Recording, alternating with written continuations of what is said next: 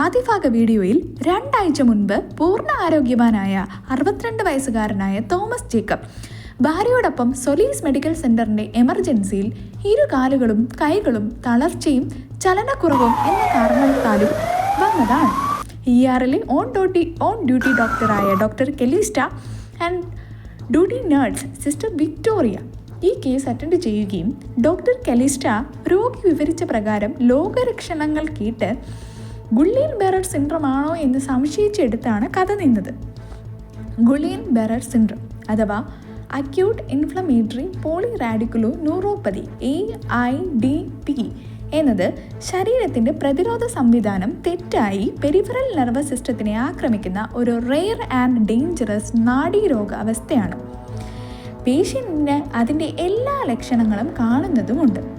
കൈകാലുകളിലെ മരവിപ്പ്, ബലഹീനത, paralysis, burning sensation അഥവാ എരിച്ചിൽ, പെട്ടെന്ന് വെറും 14 ദിവസത്തിനുള്ളിൽ തന്നെ ഇങ്ങനൊരവസ്ഥ, ഇതെല്ലാം ഡോക്ടർ കലിസ്റ്റയ്ക്ക് GBS തന്നെയാണോ എന്ന സംശയം വർദ്ധിപ്പിച്ചു.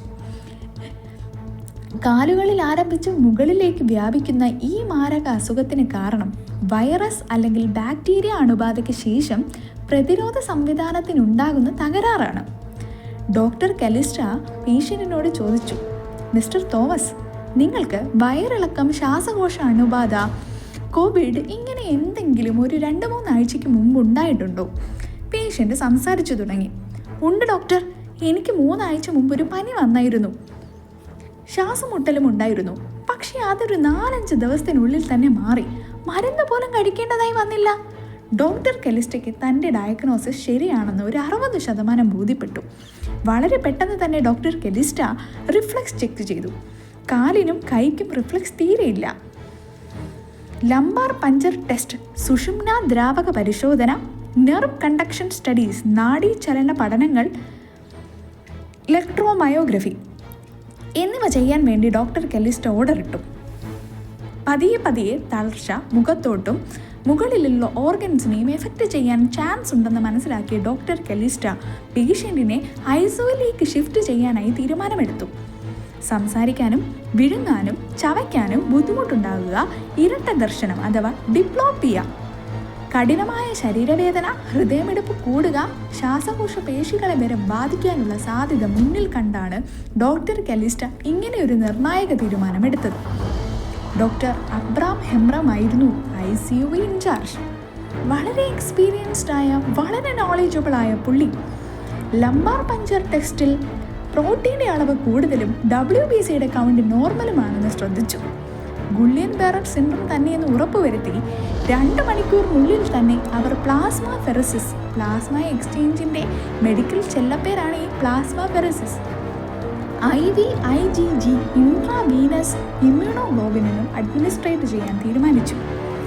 ICUവിൽ നടക്കുന്ന കാര്യങ്ങളൊക്കെ ഡോക്ടർ കെലിസ്റ്റ ERൽ ഇരുന്നു കൊണ്ട് തന്നെ ഫോളോ അപ്പ് ചെയ്യുന്നുണ്ടായിരുന്നു. പേഷ്യൻ്റ് 4-5 ആഴ്ചയോളം ആ സൊലീസ് മെഡിക്കൽ സെൻ്ററിൽ അഡ്മിറ്റായിരുന്നു. 5 ആഴ്ചകൾക്ക് ശേഷം ആരോഗ്യാവസ്ഥ ഒരുപാട് മെച്ചപ്പെട്ട് ആ പേഷ്യൻ്റ് തൻ്റെ ഭാര്യയ്ക്കൊപ്പം ഡോക്ടർ കലിസ്റ്റയെ കാണാൻ ERലേക്ക് എത്തി. കലിസ്റ്റ അപ്പോഴും ERൽ ബിസിയായിരുന്നു.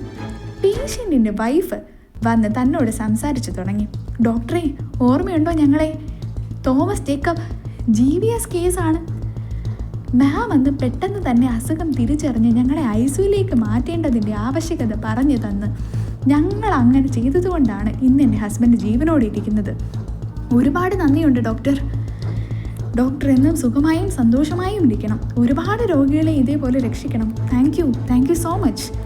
ഡോക്ടർ കലിസ്റ്റയ്ക്ക് ഒരുപാട് സന്തോഷമായി. ഒരു ഡോക്ടറിൻ്റെ ജീവിതത്തിൽ ഏറ്റവും സുവർണമായ നിമിഷമാണിത്. ഒരു പേഷ്യൻറ്റിനെ രക്ഷിച്ച് ഭേദപ്പെടുത്തി അവരെ ട്രീറ്റ് ചെയ്ത് അയക്കുമ്പോൾ കിട്ടുന്ന ഒരു സന്തോഷം. ഡോക്ടർ കലിസ്റ്റയുടെയും സൊലീസ് മെഡിക്കൽ സെൻ്ററിൻ്റെയും ഒരുപാട് കഥകൾ ഇനിയും ബാക്കിയുണ്ട്. ഓരോ കേസ് പ്രസൻറ്റേഷനുകളും ഇതേപോലെ കഥ പോലെ കേട്ടിരിക്കാൻ ഈ ചാനൽ ലൈക്ക്, ഷെയർ